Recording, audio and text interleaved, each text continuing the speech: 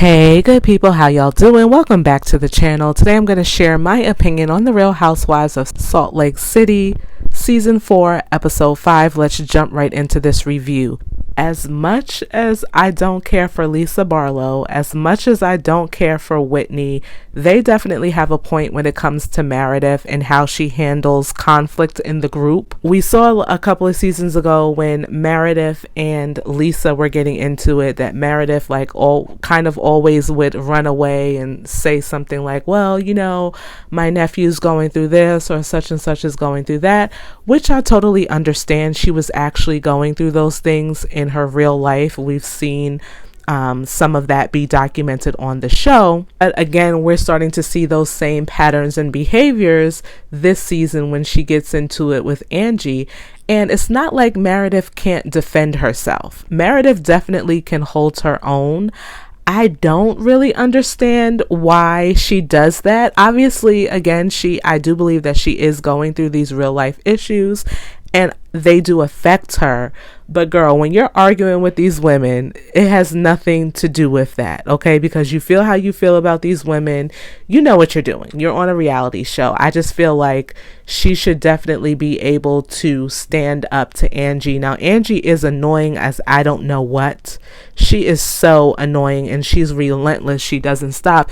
And I think that that's one of the things that she knows she has, and what she can use against Meredith is that relentlessness that she has, because Meredith just can't stand it. It's like, say what you have to say and let's move on. You know what I'm saying? Like, I'm gonna say what I say, you say what you say, and let's keep it pushing. But Meredith doesn't like that going on and on and on type of situation. So I definitely feel like both Lisa and Whitney have a great point with that, and I would love to see moving on this season Meredith kind of just stand 10 toes down and say what she has to say to these heifers. I really do.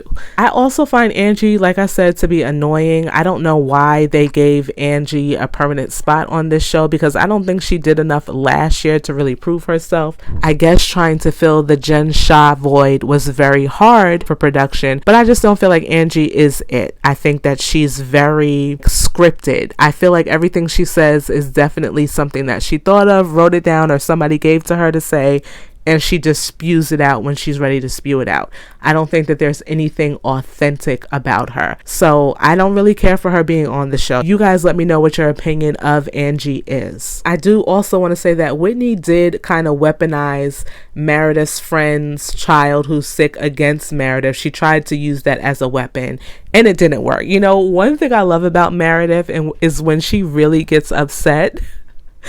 I don't know why, when she's so upset, it makes me laugh. So when she was having that moment with Whitney, I thought it was hilarious. And I hated the fact that Meredith goes to the bar and Whitney follows her to the bar and sits right next to her, trying to continue this back and forth. I just don't get it, girl. She don't want to talk to you. You know the situation. Like, why are you trying to provoke her? It's almost as if you want her to hit you or something like that. I just did not understand that behavior from Whitney, and it's not cute. And I will say, she only tries that with someone like Meredith. She would never try something like that with Mary Cosby, because she knows, girl, it's not gonna fly. Mary will have her butt running out of that bar. Speaking of Mary, this is another point that Whitney makes that I unfortunately have to agree with. I wish that Mary was more present as it relates to her scenes with these women, because every time they try to go and do something, she doesn't want to participate. And according to her, she's not ready to, have this team building and trust experience with these women, which I get to a certain degree. But girl, you know that you're on a reality show and you know that you have to do these things to kind of maintain your spot on the show. So we gonna need you to be a participant. Now, I was kind of thinking maybe she didn't go to the bar because, she's a pastor and all, but I was reminded the night before she had no problem ordering an espresso martini or whatever that was with Heather. So it's not like we haven't seen her drink on camera.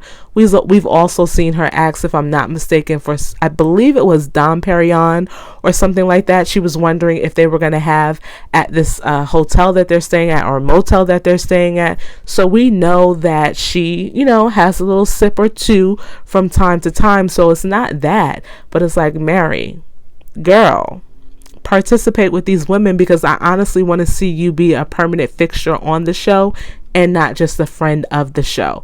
I'm also kind of thinking, is she doing this because she's not a full-time cast member and this is kind of like a stick it to Bravo type of situation, or what? I don't know. You guys let me know what your opinion on that is. But I will also say, when Mary is activated, she is activated and she's great TV. I love her. Every time she tells them to basically, you know, like, stay in your lane, I'm not talking to you, it is gold to me because she shuts these women up. And I just love it, especially when she goes after Whitney. Okay. And Lisa can get it too. Lisa tried to pop fly a little bit with her on the van as they were going to that team building event. And Mary wasn't having it. She was like, do you have, or as they were coming back from that team building event, and Mary wasn't having it. She was like, do you have a mute button? Because if you don't, you need one. Like, girl, shut up. I thought that was so funny. Speaking of Lisa, she and Monica go back at it. Monica is over this, I don't want to say, I guess like a persona, or not even a persona, this way that Lisa has about her. Like, she's just this wealthy woman. She's making big deals about the money that she has and the different things that she has. Monica's over it because we all know Monica's a single mom. Looks like she's probably struggling a little bit financially. We saw before she even went on the trip, she had a little bit of what seemed to be buyer's remorse for buying that Louis Vuitton bag, trying to keep up with these women in the group. So we know that she doesn't have the same money that they have. And I can agree with her as it relates to Lisa. Lisa is crying about a $60,000 ring that is not even, it's not even like the first words that came out of her mouth was, oh, this is so sentimental to me. The first words about the ring that came out of her mouth was the price tag. Okay, so we know that she's definitely self-absorbed, has that entitlement situation going on. So I totally understand where Monica was coming from. Where I did see and feel like Monica went wrong is like, girl, you can't be getting on Angie about how she's talking to Meredith and the things that she's saying to Meredith, and then you cursing Lisa out and calling her an a-hole in Portuguese. Like, that is hypocritical, but then again, everything about the Real Housewives across the franchise is hypocritical, so I get it. But that wasn't her best moment, I will say that. But I do also believe that she was 100% speaking from the heart. When they were in the bar and they were talking about the middle class, and Monica's like, you know, or was it Lisa who brought up the middle class? And Monica was like, well, the middle class, they don't have $60,000 rings or anything like that.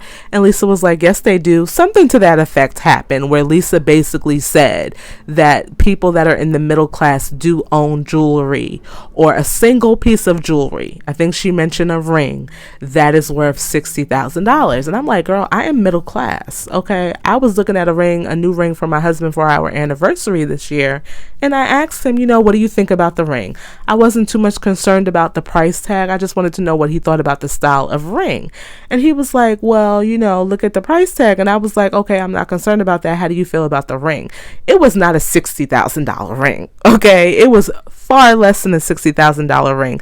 I bring that up to say, girl, I don't know anybody in the middle class that has a $60,000 ring.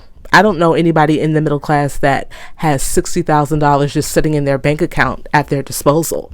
So what world Lisa is living in, I don't know. That moment right there definitely gave validity to the things that Monica was saying about Lisa. Girl, you are definitely out of touch. You need to get it together. Lisa throwing a little tantrum, and we've seen this from her before, about not wanting to wear makeup done by herself and wanting her makeup artist that she pays, and here she goes with the price tags again, $2,500 to do her makeup.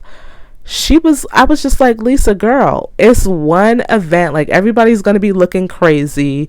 Just do your own makeup and shut up. Like, you're seriously having a meltdown because your makeup artist can't do your makeup, to the point where 2 people from production have to come to your room and try to convince you to participate. That's crazy to me. Girl, really? Like, you really are vain. And just because you wear labels does not mean the outfits that you put together are the ish. Because I don't know how you guys feel, but I often feel like Lisa is one of the worst dressed in the group. I do. I just do. I don't care if it's designer or whatever. I'm not really about labels. My middle class, income is not about labels. But it's like, girl, I know what looks good, and half the time I don't feel like you be looking good. I'm just saying. Y'all let me know what y'all feel about that. Speaking of production, I do want to just cross back over to the Mary Cosby thing. I just find it interesting that production is kind of feeding in and allowing Mary to do whatever she wants to do. They're making sure that she has her McDonald's order correct. They're having the drivers take her wherever she wants to go, as opposed to having her participate with the rest of the women. Again, I want Mary Cosby to be a permanent fixture on the show, so I'm going to need her to get more involved. You guys let me know what you thought about this episode. Drop some comments down below, and I will see you in my next one. Bye-bye.